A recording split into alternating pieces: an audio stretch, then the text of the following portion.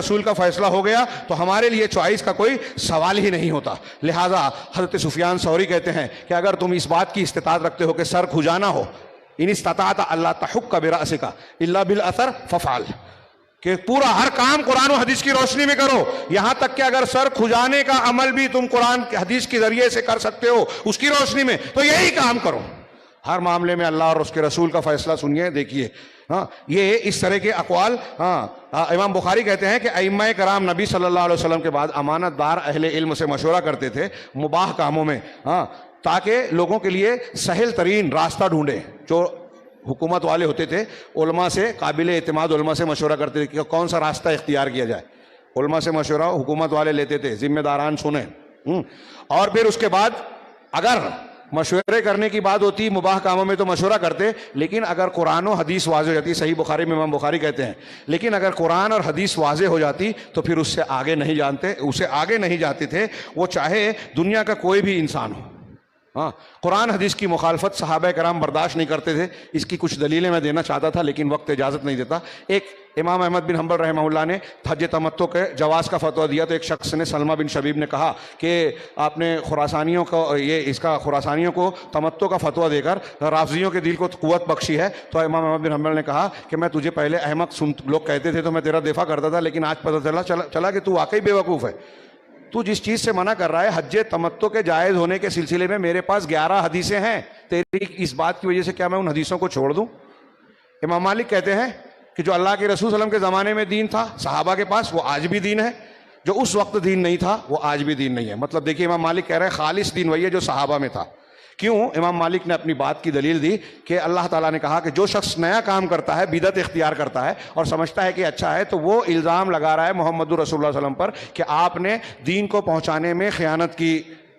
اس لیے کہ اللہ تعالیٰ نے قرآن میں فرمایا ہے الیوم اکملت لکم دینکم واتممت علیکم نعمتی، آج کے دن میں نے تمہارے دین کو مکمل کر دیا. اب دین مکمل ہے تو اس میں کسی اضافے کی ضرورت نہیں ہے، کوئی نئے اصول کی ضرورت نہیں ہے، کسی اور کے نئے ضابطے اور اس کے. ہاں علماء کرام سے سمجھنے میں ہم مدد لیں گے، ان سے سوال کریں گے، لیکن قرآن و حدیث کی دلیل کی روشنی میں پوچھیں گے. تو یہ اس طرح کے بہت سارے اقوال اور بہت سارے جو ہے وہ باتیں ہیں. میں صرف دو منٹ اور لوں کہ علامہ ابن تیمیہ رحمہ اللہ کا ایک لمبا چوڑا قول ہے، لیکن اس کا کچھ حصہ صرف پیش کر سکتا ہوں کہ اللہ تبارک و تعالیٰ نے امت کے مسلمانوں پر جو سب سے بڑا انعام کیا ہے، نعمت بخشی ہے، وہ ہے قرآن اور حدیث پر مضبوطی سے جمے رہنا.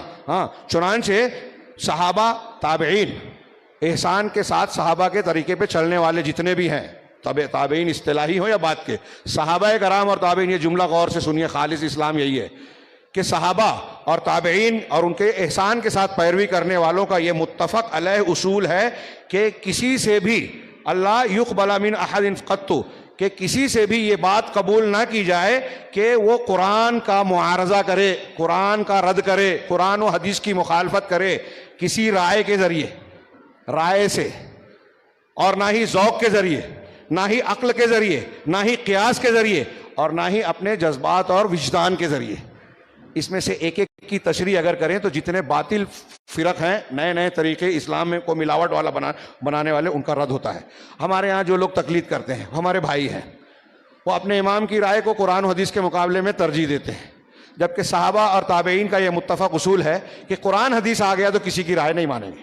اور یہ امام حنیفہ بھی کہتے ہیں جب صحیح حدیث مل جائے تو وہ میرا مذہب ہے. وہ کہتے ہیں کہ جب صحیح حدیث مل جائے تو میرا قول دیوار پہ مار دو.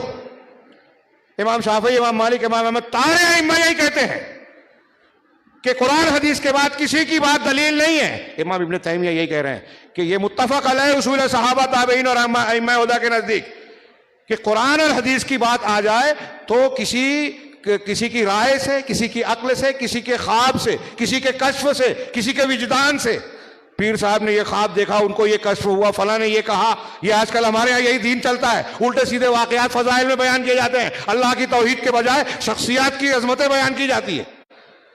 یہ دین نہیں ہے. علامہ ابن تیمیہ کہتے ہیں کہ اس لیے کہ یہ صحابہ کرام کے نزدیک قطعی براہین سے، بالکل براہین اور آیات بینات سے یہ بات ثابت ہو چکی ہے کہ رسول اللہ صلی اللہ علیہ وسلم جو لائے تھے وہ ہدایت ہے، دین حق ہے، اور قرآن اس راستے کی رہنمائی کرتا ہے جو سب سے بہتر ہے۔ اب فلاں مفکر اس سے اچھا راستہ نہیں بتائیں گے، اس میں تم سے پہلے کی خبر ہے، تم سے بعد والوں کے بارے میں پیشین گوئیاں ہیں، تمہارے درمیان ہونے والے مسائل کا فیصلہ ہے قرآن میں، ہاں، اور یہ فیصلہ کن بات ہے، یہ مذاق نہیں ہے۔ علامہ ابن تیمیہ کا ایک جملہ اور یاد آ رہا ہے، وہ کہتے ہیں کہ قرآن و حدیث کی کوئی بات آ جائے، اللہ کے رسول کی کسی معاملے میں کوئی بات آ جائے تو وہ حرف آخر ہے، آخری کلم ہے۔ جو شخص اس کو کوئی تکبر کرتا ہوا قرآن و حدیث کو چھوڑے گا، اللہ اسے توڑ دے گا۔ آج مسلمانوں کو توڑ رہا ہے رب العالمین، ہاں، اور جو ہدایت کو قرآن حدیث سے ہٹ کر کسی اور میں تلاش کرے گا تو اللہ تعالیٰ اس کو گمراہ کر دے گا۔ اور یہ اللہ کی مضبوط رسی یہی ہے جو اللہ نے حکم دیا کہ وَاعْتَصِمُوا بِحَبْلِ اللَّهِ جَمِيعًا وَلَا تَفَرَّقُوا، یہ ذکر حکیم ہے۔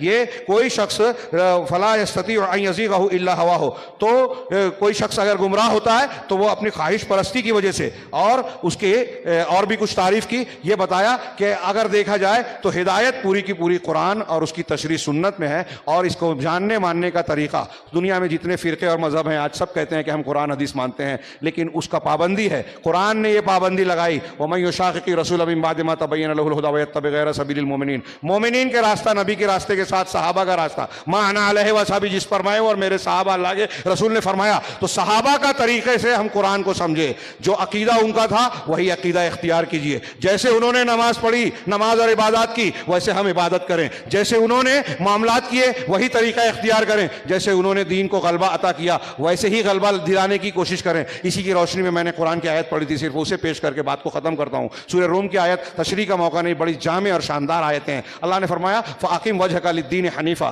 دین حنیف کے لیے، دین کے لیے یکسو ہو کر ایک طرف چہرہ کر کے آپ متوجہ ہو جائیے۔ ہاں، فطرت اللہ التی فطر الناس علیہا، یہ اللہ کی فطرت ہے جس پر لوگوں کو پیدا کیا۔ توحید کی فطرت، کل مولود یولد علی الفطرہ کے ذریعے سے اس کی تشریح کی جاتی ہے، وقت نہیں ہے۔ ہر بچہ اسلام پر پیدا ہوتا ہے، وہی خالص اسلام ہے۔ اسلام خالص وہ ہے جس فطرت پر انسان پیدا ہوتا ہے۔ اسلام خالص وہ ہے جو قرآن و حدیث میں ہے۔ اسلام خالص وہ ہے جو صحابہ کرام نے اختیار کیا، تابعین نے نظام اختیار کیا۔ اسلام خالص وہ ہے جس کی بنیاد پر اللہ نے صحابہ اور بعد کے مسلمانوں کو، ان کے بعد کے مسلمانوں کو عزت بخشی۔ اسلام خالص وہ ہے جس کے ہتھیار کی بنیاد پر اسلام کو فتوحات اور غلبہ ملا۔